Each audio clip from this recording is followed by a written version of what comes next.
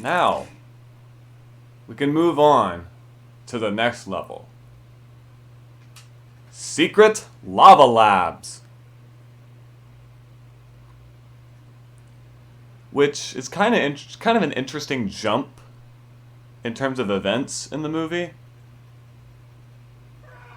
But anyways, here's the Omnidroid in that city again. Wait. Syndrome. So this is Syndrome's whole plan, isn't it?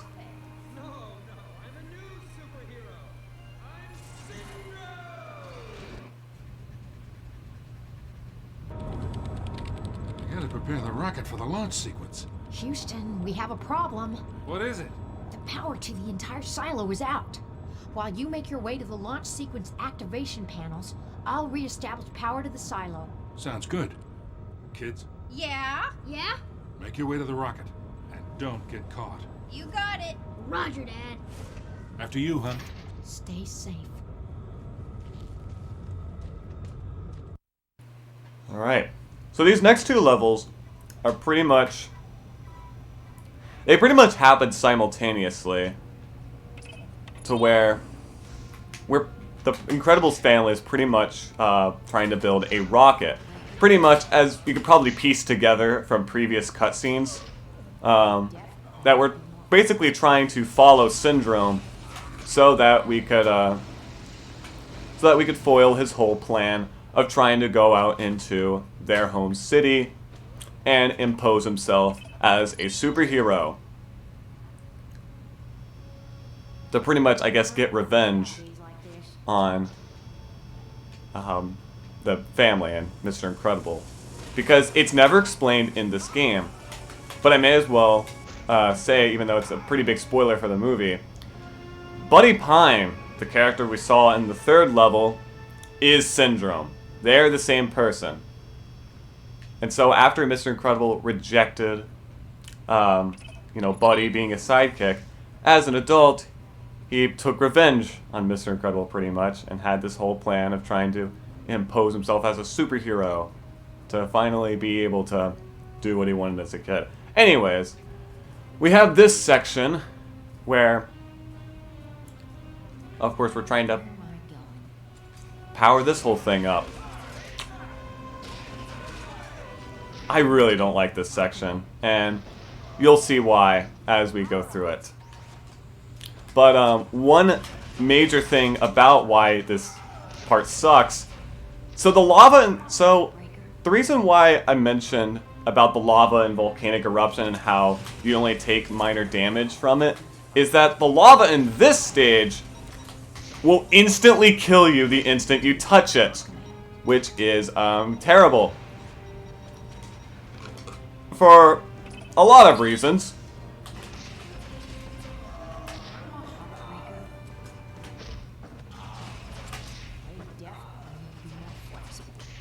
You'll especially see later on in this section why.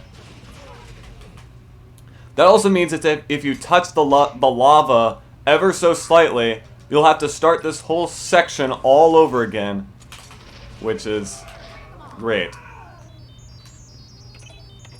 Alright, this activates those lights, which we can hang on using our stretchy arms.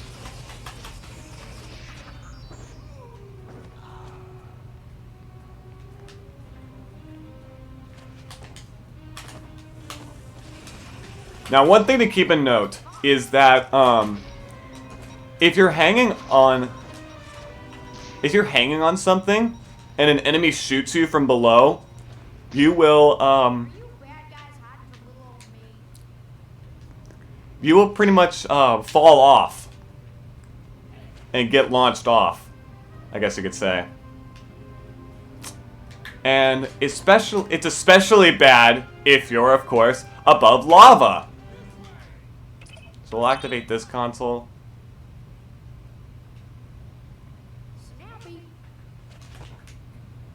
And you're going to be hanging off stuff a lot in this section too. Okay, we're just going to have to pull these 4 levers to get the lava flowing. Alright, and so after you pull a lever, some flying enemies will appear. Yeah, some of these enemies shoot missiles at you. So be careful about that. Those missiles will do a lot of damage. Also, yeah, these things are pretty much carrying rocks, and they will stop sometimes. So those are times where you're most vulnerable.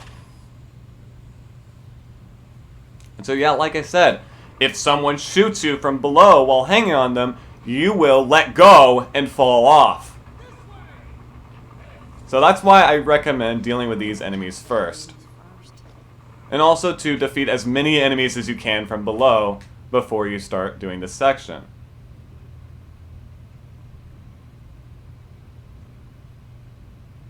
Alright, I got pretty lucky there.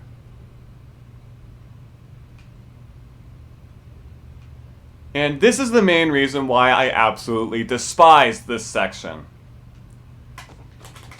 It's just because of the fact that it's so easy to die because of the insta-kill lava.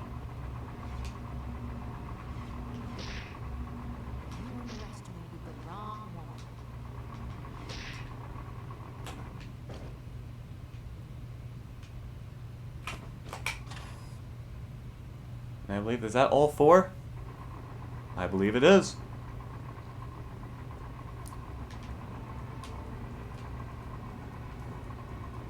Alright, and so one thing to note is that the next checkpoint will not activate until you've entered that room.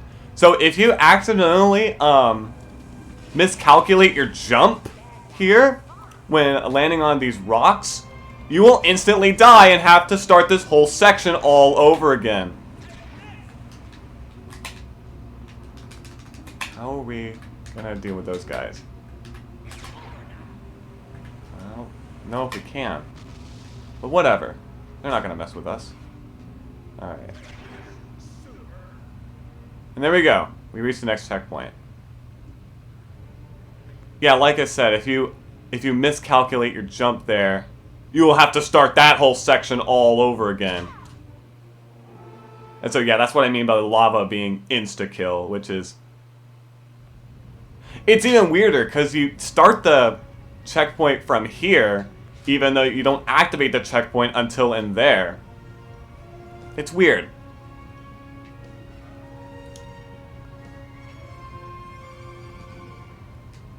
Alright, so over here, you're pretty much... deal with this laser, you have to be left, and over here you have to stand to the right. Otherwise, you'll probably get knocked back and fall into the lava.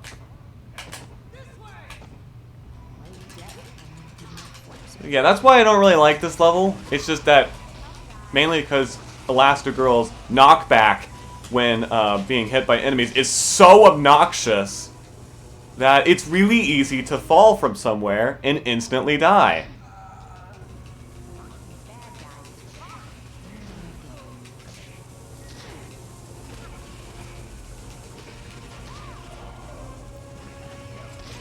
I know I'm repeating myself, but because in this level, it's so easy to instantly die.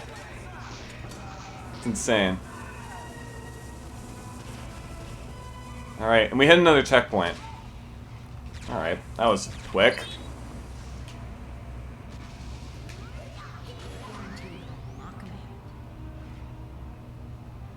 Oh, more turrets.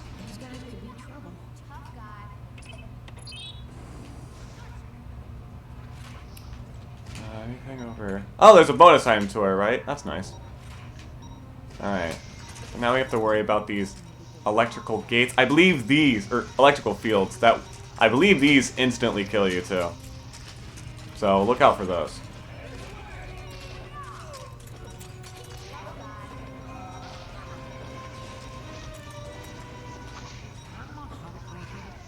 Finally, this is the final level in the game where you play as Elastigirl. So, I guess it kind of makes sense that they just throw everything at you at once, pretty much. Pretty much everything you've learned as playing as Elastigirl, along with making the toughest challenge yet. That kind of explains why they throw this many enemies at you. Especially those that throw bombs.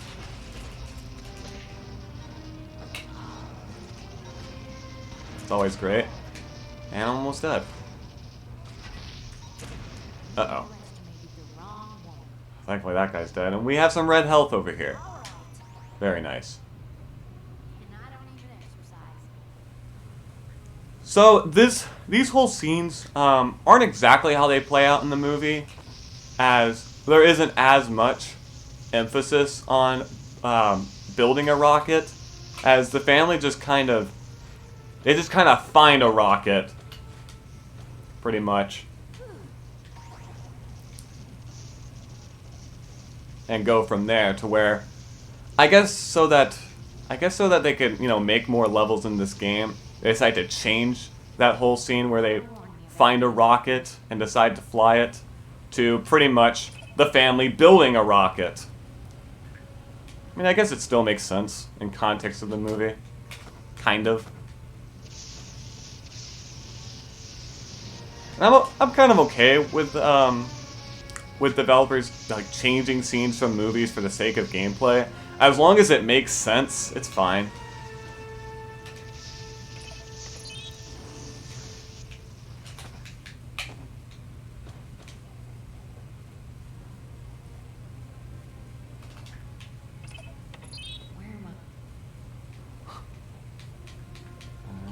Have more hallways. And hit another checkpoint. The final checkpoint of the level.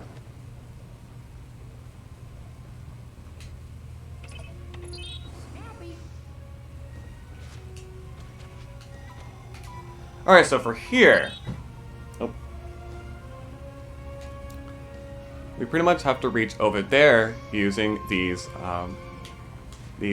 spinning things that we can grab on.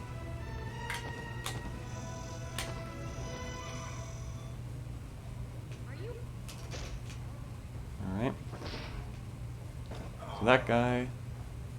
Apparently defeating him causes that door to open. I guess it makes sense. We grab his card or whatever that opens the door, like seen in the movie.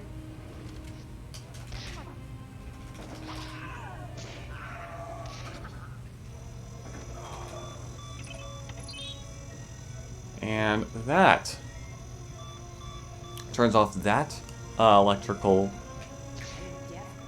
strand. And we are able to reach the other ledge where we have to go, pretty much. We still have to swing the opposite way of how it's rotating,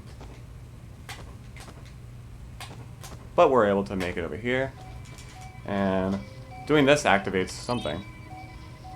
It activates the door right behind us. Not sure how that works, but okay. And we reach the elevator.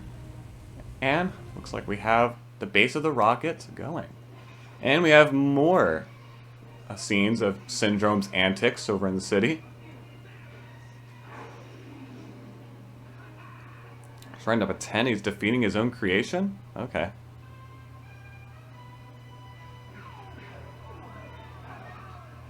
And it backfires.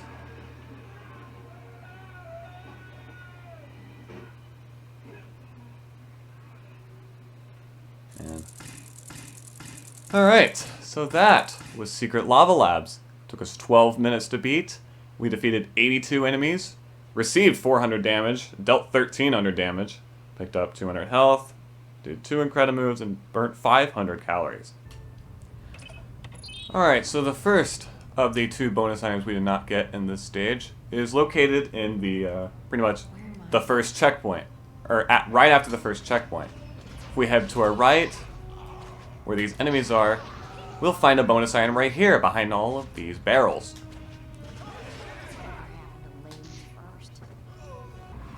I also find it really weird how, specifically in this section where you're on top, trying to get the lava flowing, the music just stops for some reason. I don't know why that's the case. You probably noticed earlier, I did not mention the fact that the music just stops. I have no idea why. It just makes this part even weirder than it already is. But then once you're done with it, the music turns back, or, goes back to normal. Weird. There we go. Stretching is very important. Thanks, Elastigirl. Thank you for telling the kids at home that stretching is indeed important. Dang it. Whatever, at least I hit the checkpoint. Yeah, we can skip past that guy. Apparently, the shielded henchmen don't know how to get up and move. Yeah, right down there is where the bonus item is.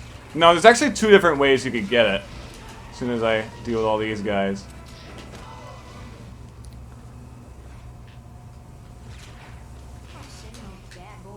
There's dropping down and getting it. And there's also these that you could swing off of and die. Not really, it's just I could just barely see over there. As I was saying, if you walk over here, you could swing over to where this bonus item is. It's supposed to be right here.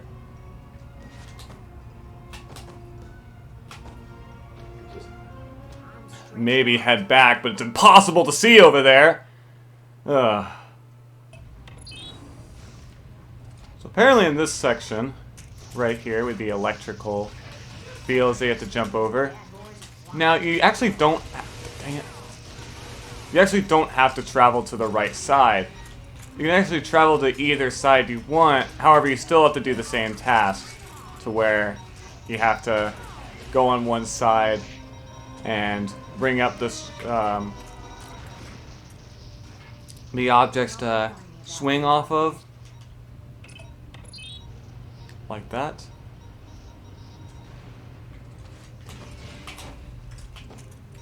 Go over here and activate this console. It's just the other way around. Doesn't matter which direction we do it in, so that's kind of interesting. Interesting that they designed it that way. I'm not sure why they would, but hey, they did. And nothing I can really do about it. I